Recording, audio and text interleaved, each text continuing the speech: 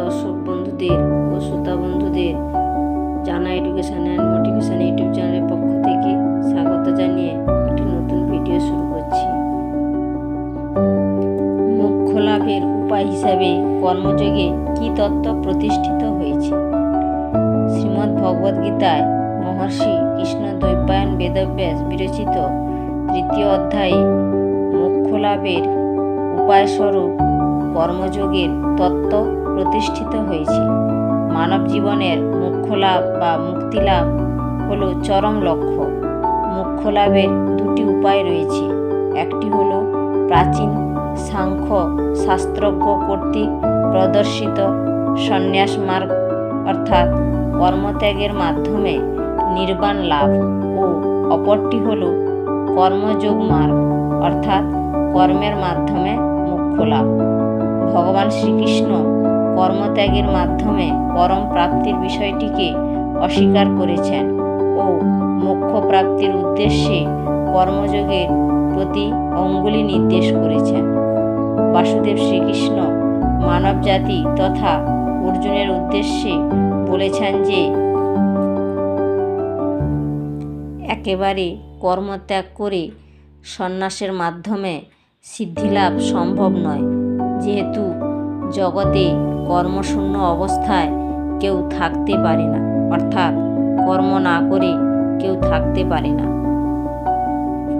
জগতের চন্দ্র, সূর্য, গ্রহ, নক্ষত্র, অণু, পরমাণু প্রত্যেকেরই নিজস্ব ধর্ম অনুসারে কর্মশৃঙ্খলে আবদ্ধ।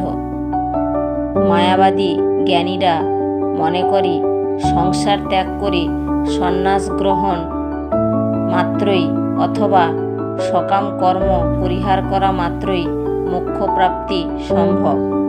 কিন্তু মায়াবাদী জ্ঞানীদের মতের সঙ্গে ভগবান শ্রীকৃষ্ণের মতের পার্থক্য রয়েছে। শ্রীকৃষ্ণ বলেছেন যে অন্তর পবিত্র না করে জড়বন্ধন মুক্ত না হয়ে সন্ন্যাস নিলে তা কেবল সমাজ ব্যবস্থায় উৎপাতেরই সৃষ্টি করে। কেউ যদি ভক্তি ভরে ভগবানের সেবা করে এবং সম্পূর্ণভাবে কামনা শূন্য হয়ে কর্ম করে, তারই চিত্তশুদ্ধি সম্ভব, যা শ্রীকৃষ্ণ বলতে চেয়েছেন। এই চিত্তশুদ্ধি ঘটলেই মানুষ মোক্ষ লাভ অর্থাৎ মুক্তি লাভ করে থাকে। সকল ভাবনা আকাঙ্ক্ষা ত্যাগ করে কেবলমাত্র কর্মের উদ্দেশ্যেই কর্ম করতে হবে মাত্র। এই কারণেই ভগবান শ্রীকৃষ্ণ বারংবার নিষ্কাম অনাসক্ত কর্মের প্রতি প্রেরণা জুগিয়েছেন। একমাত্র এর দ্বারা বন্ধন পাশ মোচন করে মোক্ষ লাভ সম্ভব। প্রকৃতপক্ষে ফলাকাঙ্ক্ষাহীন কর্মে যে চিত্তশুদ্ধি ঘটে, সেখানে পরম আনন্দ ব্রহ্মের আবেশ ঘটে। নিষ্কাম কর্ম ও পরম বা শ্রেষ্ঠ পদ হল ব্রহ্মপ্রাপ্তির অন্যতম উপায়, যা মোক্ষ লাভের উপায় হিসেবে কর্মযোগে এই তত্ত্ব প্রতিষ্ঠিত হয়েছে। এবারে আসা যাক জীবন বদলানোর কয়েকটি বাণী। অনুপ্রেরণামূলক উক্তি। ভগবান শ্রীকৃষ্ণ বলেছেন, পুরো দুনিয়া তোমার বিপক্ষে চলে গেলেও যদি তোমার কর্ম সঠিক হয়, তাহলে ঈশ্বর অর্থাৎ কোন এক ঐশ্বরিক শক্তি তোমাকে সাহায্য করবে। কিছু সময়ের জন্য জীবনটা সহজ মনে হলেও জীবনটা মোটেই সহজ নয়। জীবন মানে আপ ডাউন অর্থাৎ উপর নিচ হবে, কখনো লাভ কখনো ক্ষতি হবে। তাই জীবনটা ব্যর্থ না ভেবে অভ্যাস করে নিতে হবে ঘুরে দাঁড়ানো। বীর সন্ন্যাসী স্বামী বিবেকানন্দ বলেছেন যে জীবন ও মৃত্যু হচ্ছে একটা ব্যাপারে বিভিন্ন নাম। একই টাকার এপিঠ ওপিঠ, উভয়েই মায়া। এই অবস্থাটাকে পরিষ্কার করে বোঝাবার জো নেই। এক সময় বাঁচার চেষ্টা হচ্ছে, আবার আরেক সময় বিনাশ অর্থাৎ মৃত্যুর চেষ্টা। আমরা যা এবং ভবিষ্যতেও যা হব, তার জন্য আমরাই দায়ী। আমাদের নিজেদের মধ্যে শক্তি আছে আমাদের নিজেদের তৈরি করবার জন্য।